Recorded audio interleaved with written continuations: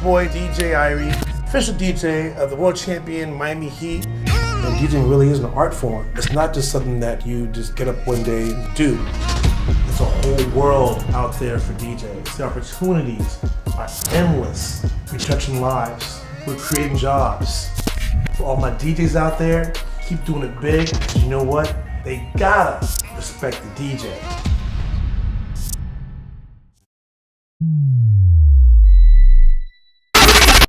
So I want to know, who taught Shaq how to DJ? Like, how did this even happen? When he does well, and there's sometimes he does really, really well, I take full credit. So you taught him how to DJ? When he does well, when he follows the teachings of Father Irie, he kills it. But every now and then he kind of goes off the script, you know. Nah, man, you know, DJ Diesel. As a matter of fact, you know what's real dope about Shaq? What sets him apart from a lot of other quote-unquote celebrity DJs is that people don't really know how passionate Shaq is about music, you know? I think old school folks that really know from his days from like when he was cutting records, you know what I mean, and all that kind of stuff. When Shaq came to Miami, you know, we'd known each other before, just like, you know, acquaintances, you know? Right. But we didn't get close till he started playing for Miami. And I remember, by the way, I call him, if I start calling him Big Fella, I'm talking about the same person. You know, that's what I call him. So one day, matter of fact, it was, I think it was Dwayne's birthday. It was Dwayne's birthday, and we had like a little something for him. One of his first birthdays being in Miami. We had a little something for him. Shaq came by, and he says to me, yo, I got to do my Shaq voice. He goes, yo, Irie, after this, meet me at the crib. I said, all right, cool, man. And he, you know, he was over at, you know, Star Island. And I go by the house, and he has a full studio built out. I mean, I'm talking about full studio. What? Full studio, full studio. And I was blown away because I knew he was into music, but I mean, you know, when you dedicate, you know, a portion of your home to build a full studio, music is your life. Right. You know what I mean?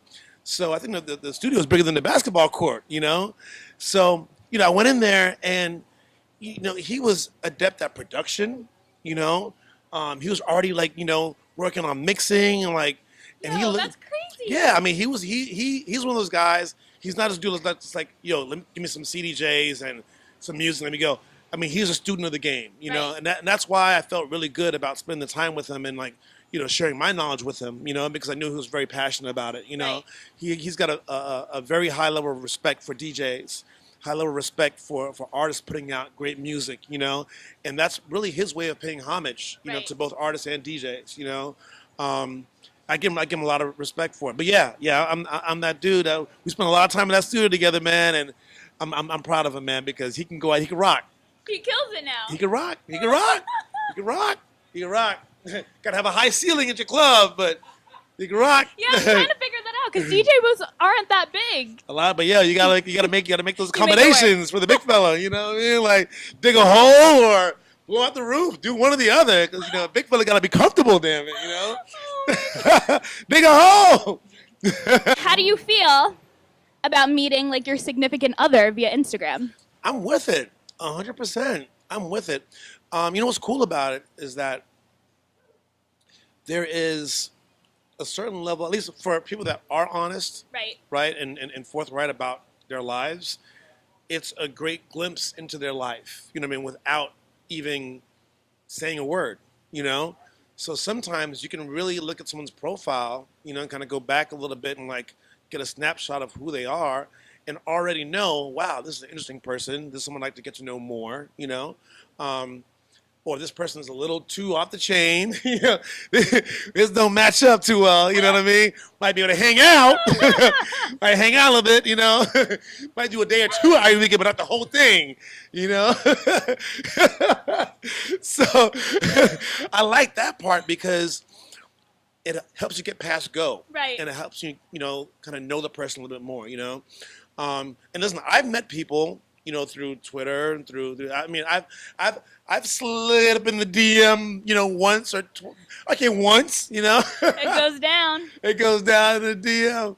And actually, I think it's so interesting because you don't know this person, not personally at least, Right. and you facilitate a little bit of conversation. You kind of tell if they're interested or not, and then you finally make that transition.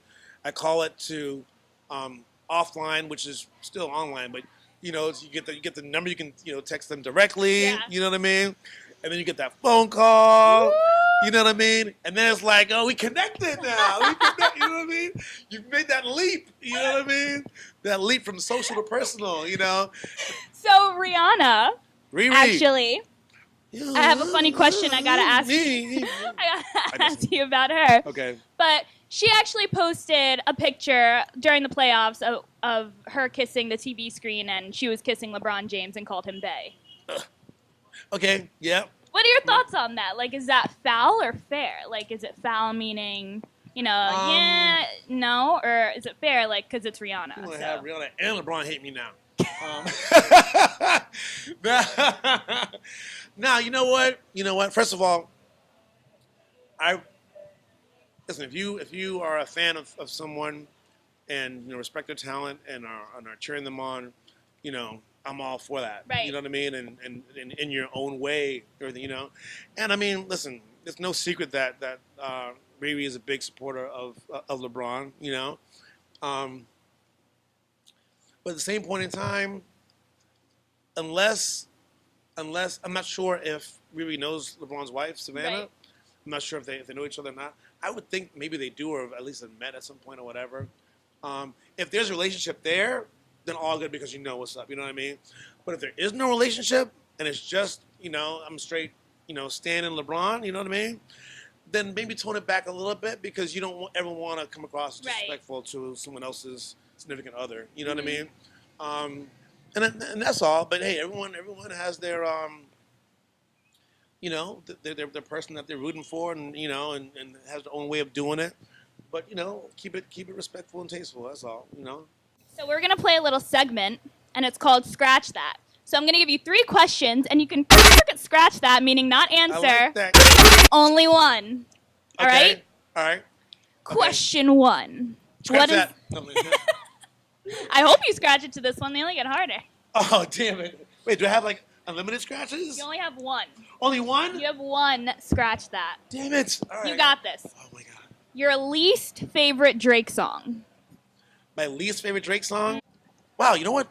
If I got to think this hard, that's props to Drizzy. 10 bands. Next And, question. yeah. You're from Jamaica. We all know it's no secret. They have the fresh herbs. Oh, yeah, the gardening is amazing. Oh, yeah, for real. The agriculture, A1 agriculture in JA. The soil is rich. So my question is, have you ever smoked ganja with Snoop Dogg, Wiz Khalifa, or Rihanna?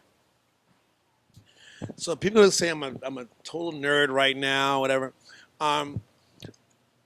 For real, I don't smoke. Good job. Honestly, I was And really hoping he said this. As I Yeah, was thinking of but questions, listen, I was right? like, I hope that that's the answer. I don't, and I'll go a little further. First of all, I don't have anything against anybody else Right. who does. I don't judge. But the fact of the matter is this, right? It was years ago. I was with some friends, whatever, and they had a joint. And they passed it around, and they're going all like, oh, I'm so hungry, and I tried it alone. And I'm like, I'm just bored, like, and it didn't have any effect on me. I don't know if I didn't do it enough or not, Right. whatever. But ever since then, I was just like, I'm good. Over it. Yeah, I'll have a glass of water, get hydrated. I'm good. So we all know you and Jamie Foxx are super duper close. That's family right there. That's my brother. Yeah. Very nice.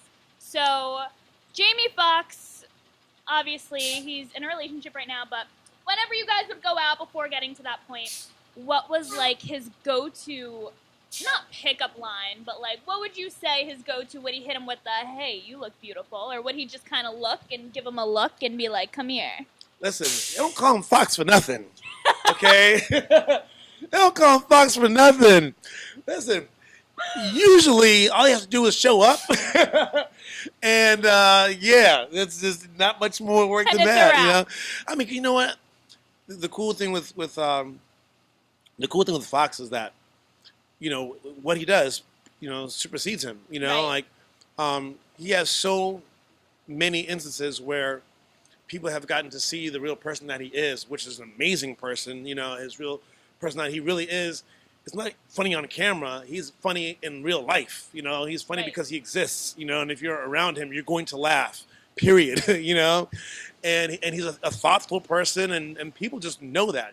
So, yeah. So just being around him. I mean, I'm around him quite a bit, and ladies just they want to meet him and they want to talk to him and they want to get to know him and connect with him some way somehow. So he's usually in a position where it's more like, okay, because he's nice to everybody, and he'll meet everybody, but he'll put a little extra effort, into people that he'd be interested in. All right. Well, Yeah. you didn't scratch that to any of my questions. Let's do it again then. I want to get my scratch off.